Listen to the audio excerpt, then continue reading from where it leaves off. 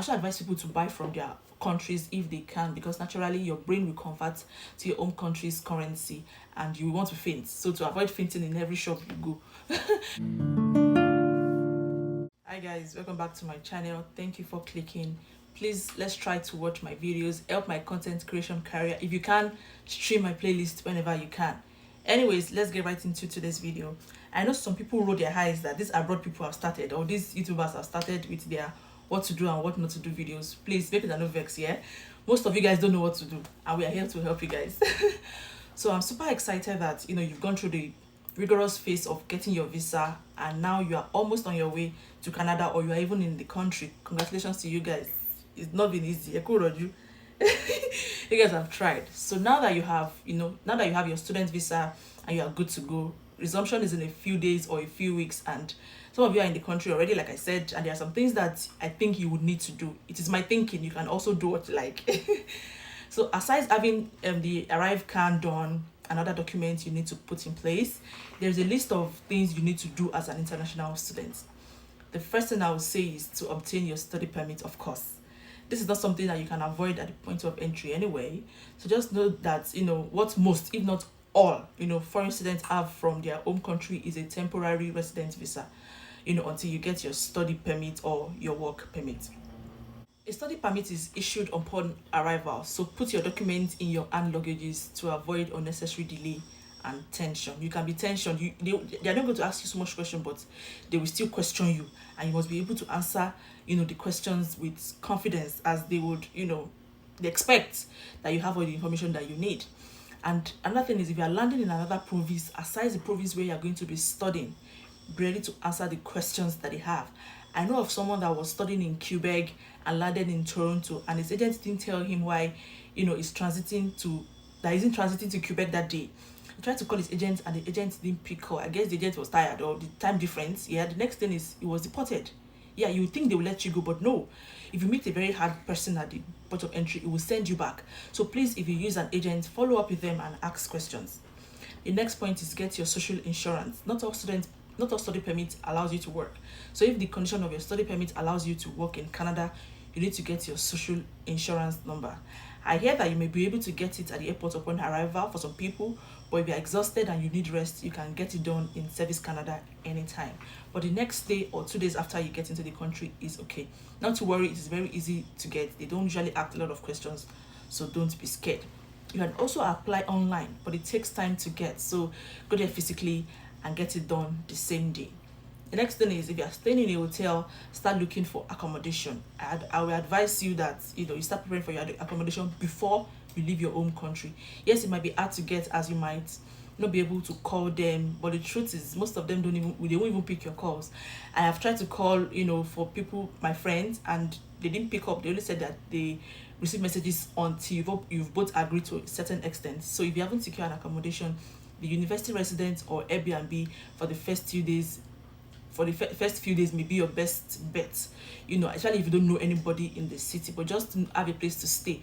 I know basement apartments are cheaper, but just know that they are colder. So bring your thermal wears and even blankets to hold you for a few days before you can go out to buy some items. You can also considering finding other students to share your house with. Check your school's Facebook page or Telegram page. People are in their need of accommodation too, so it's not just you. So after those are sorted, you are almost approaching your orientation event. Please attend this. It is very important. You will get to know more about your university, your programs, things to do and what not to do. You also find your lecture theaters or halls before classes start. Know the buses that can transit you from the school to your place of residence or anywhere you're staying, and it just helps you basically to connect or network with people. You can also find people from your country, and if you need someone to share a house with, you might also find one there, or someone that is even looking for someone that to share house with them.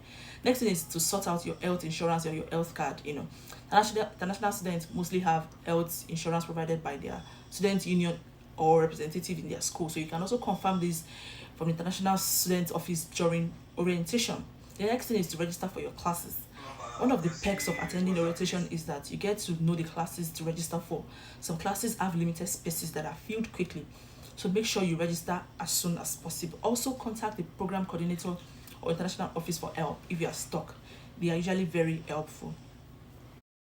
The next point is to update your address. Once you have a Canadian address, don't forget to update your address and other information on your university or student account. Your old address and your contact information when you applied for admission will remain on your student account until you change it.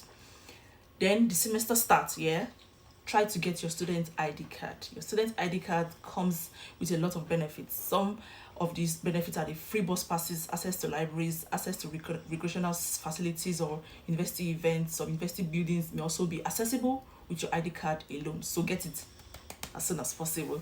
The next thing is open a bank account. Lots of people usually bring USD, so it would be nice to make a deposit into your Canadian account before the money gets missing while you're unpacking. Do not change your money at the airport, please. The banks have better exchange rates. The popular Canadian banks are RBC, Scotia, BMO, CIBC, and TD. Please find the ones that offer the best incentive to you as a student in your city. Speak to the customers rep, and find out all about the banking before banking with them. Find out all about the account before banking with them. Next thing is to get your phone number. Just like the banks, there are many phone provider, phone service provider in your city. So ask for the ones that have best benefits for the students. So you might not need a SIM immediately, but you need a SIM because you're not even calling anybody outside of Canada. So next thing is to get your driver's license. Driving is an essential activity in Canada. If you want to buy a car or drive in Canada, you should find out about the licensing procedure in your city, as they may differ from city to city. Getting the license is important because some jobs will require you to drive, if you have a Canadian driver's license. Because you are driving for winter semester, please prepare for the winter. The weather may be approaching cold, rainy, windy, when you arrive. So please get the necessary clothing. Make sure you buy your, winter jacket, your hand gloves, your boots, all of those things as soon as you can. If you're on a tight budget, go to a thrift store like Value Village. Value Village is expensive, but it is my favorite place to shop. Go there, And I also advise people to buy from their countries if they can, because naturally your brain will convert to your own country's currency and you want to faint. So to avoid fainting in every shop you go, buy cardigan and thermal underwear from your own countries. Also bring food. You need clothes and food from your country to settle in for a month or two. Just for soft landing, like I always say. You guys, one key to success, as a student is your work-life balance. So if you are not careful, you will lack. You either work too much, your school will lack. You are in school alone, you will be homeless and you'll be hungry, except you are really rich. And before you know it, your money is finished. Just know that a room rent is between 500 to 1,000 per month. A room. So for those who are thinking about how I know all of this, since I didn't school in Canada, my husband schooled here, and I also went to my friend. I have a video to all these places when she arrived last year December, and I'm aware of everything I'm saying. So please put your things in order, stay warm, go to your orientation, open a bank, don't give anybody your social insurance number and everything. I've come to the end of this video. I just hope it was helpful to one or two people. Thank you guys for watching, and I'll see you again. Bye.